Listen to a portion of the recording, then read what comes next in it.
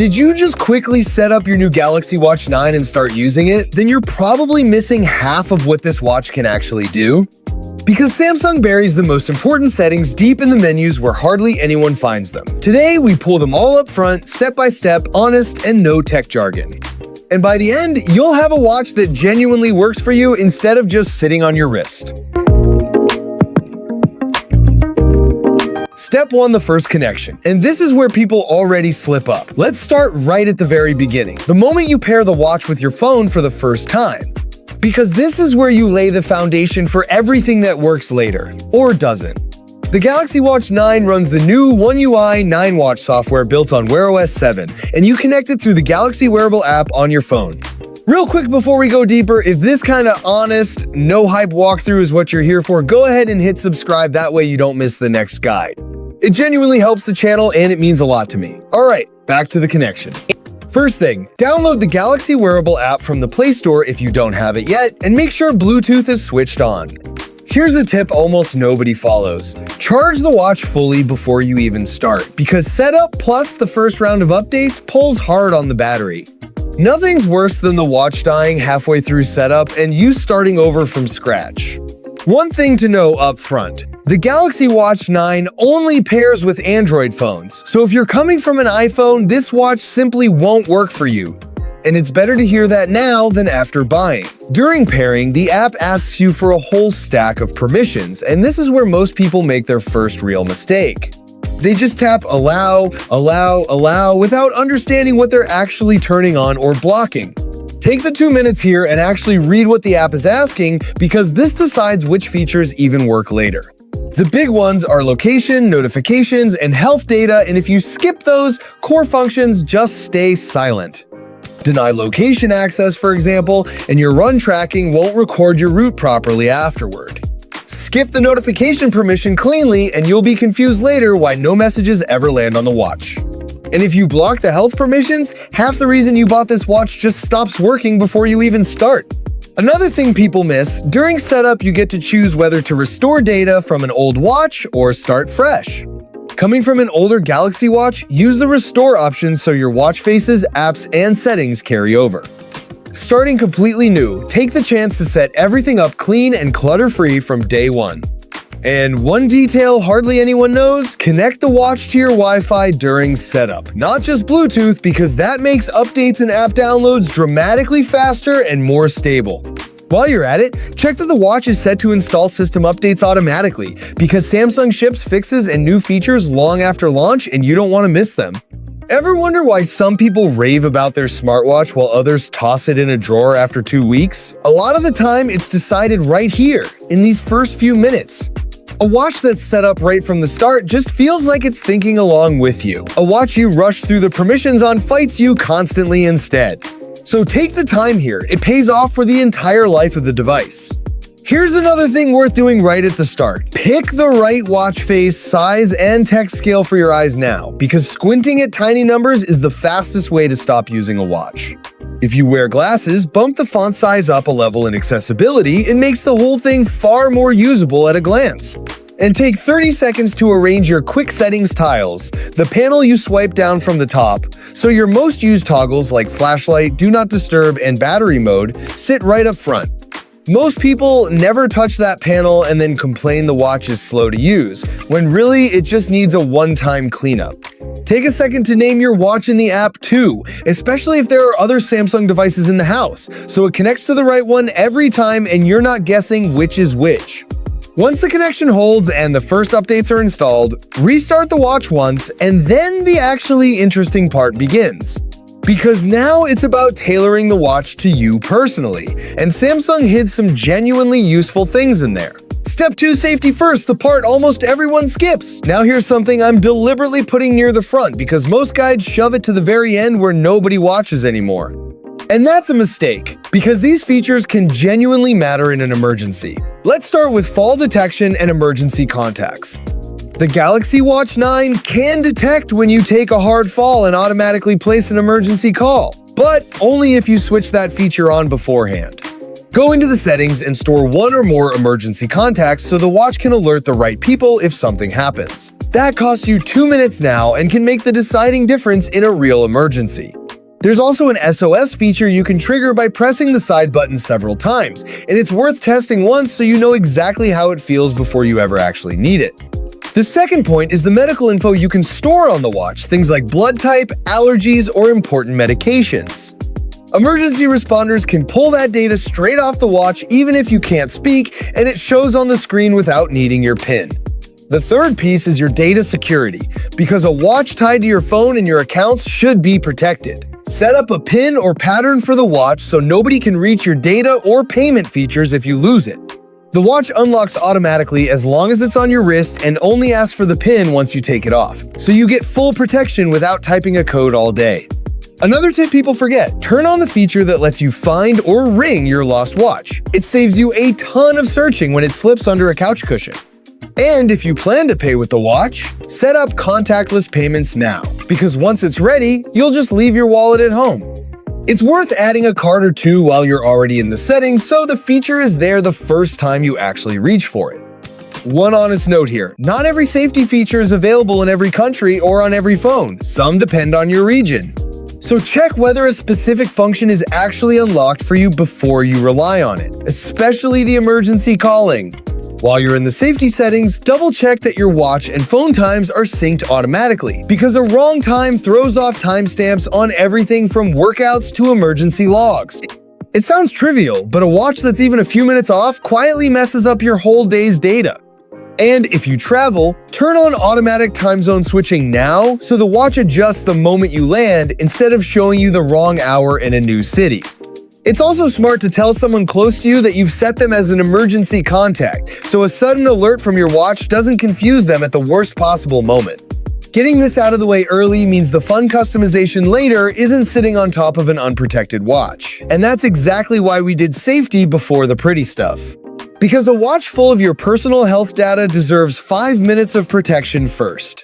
Nobody ever thinks about this part until the day they actually need it, and by then, it's too late to set up. Step 3, the health profile that decides everything. Let's get to the step that's maybe the most important of all, and the one that gets neglected the most.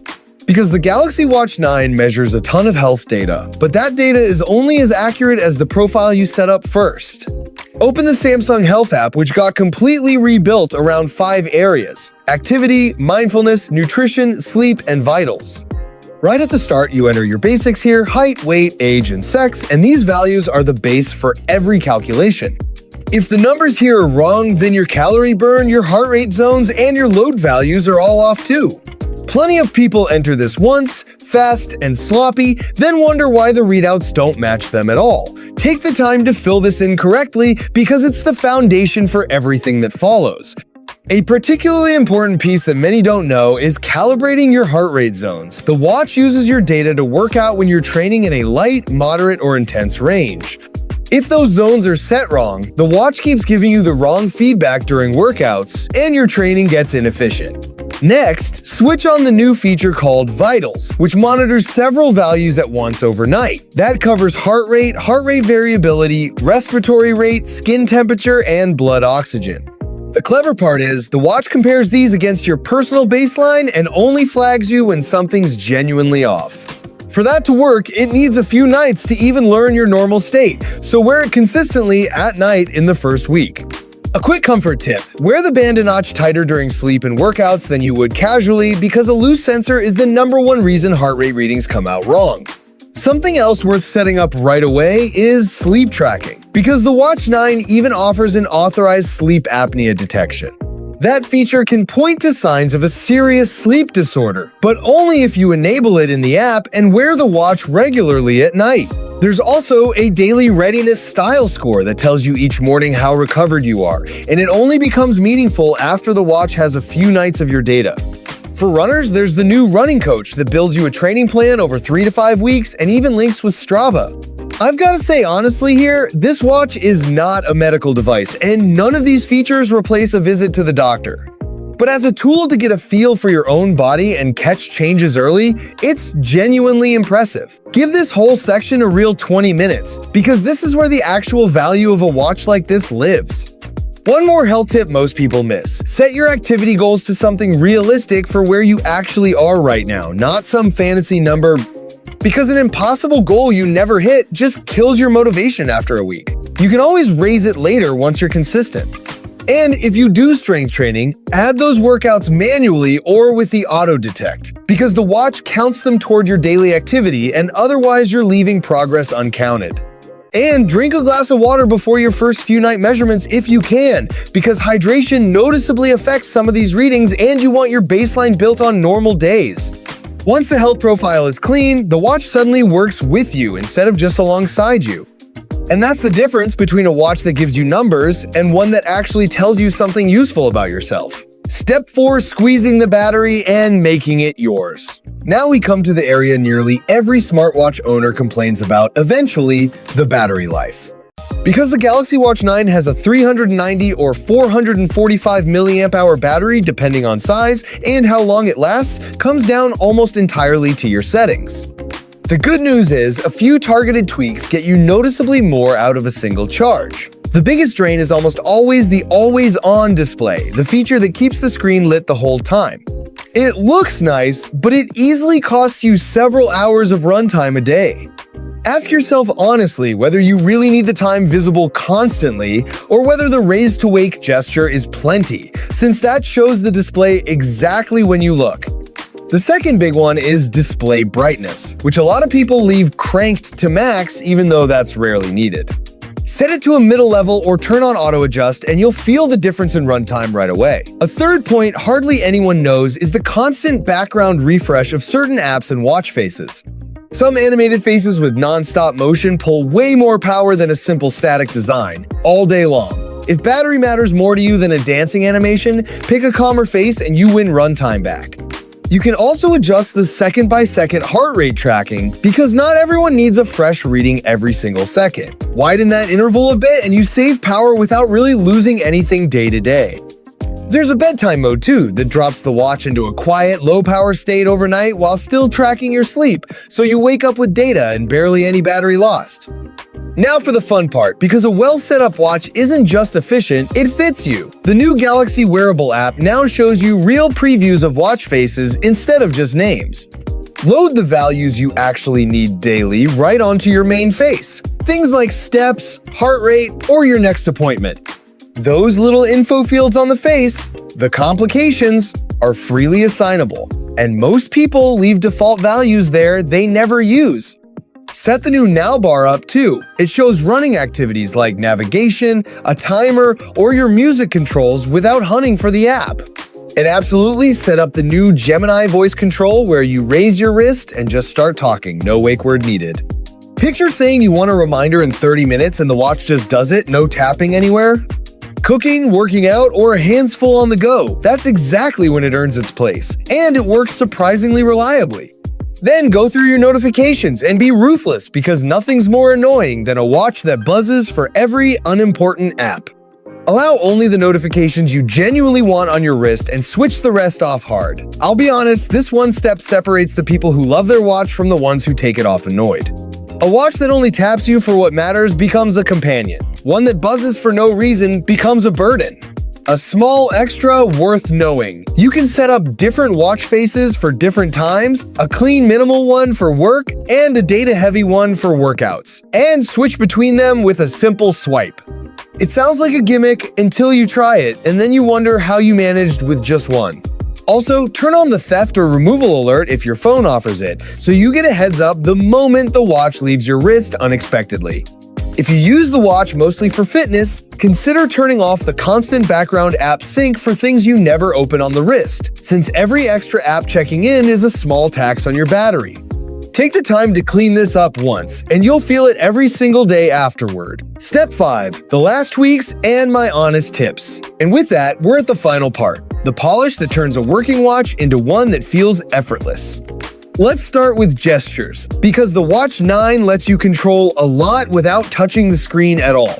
You can set what a double press of a button does, or what happens when you tap the display twice, and once that's dialed in, you operate the watch way faster. Especially with wet hands or gloves, that's gold. Because a touchscreen is pretty useless in exactly those moments while a gesture or button always works. Next, set up your workout auto detection so the watch recognizes when you start walking, running, or cycling and logs it on its own.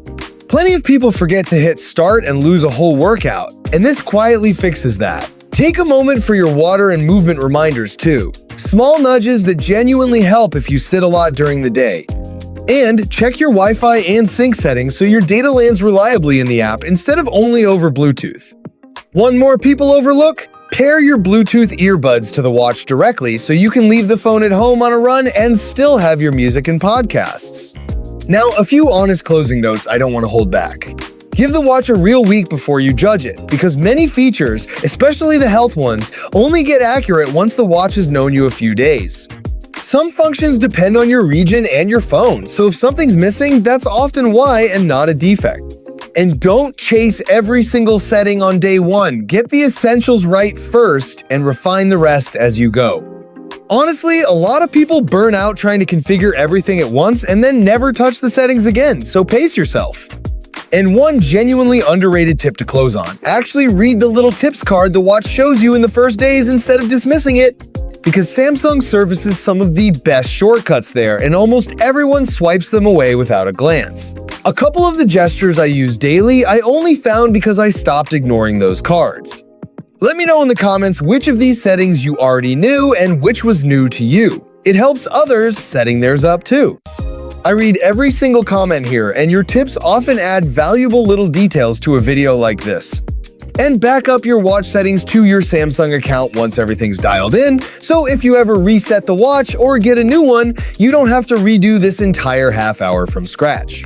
To sum it up, the Galaxy Watch 9 is only really good once you give it this half hour of proper setup. Out of the box, you use maybe half of it. Set up right, you get the maximum.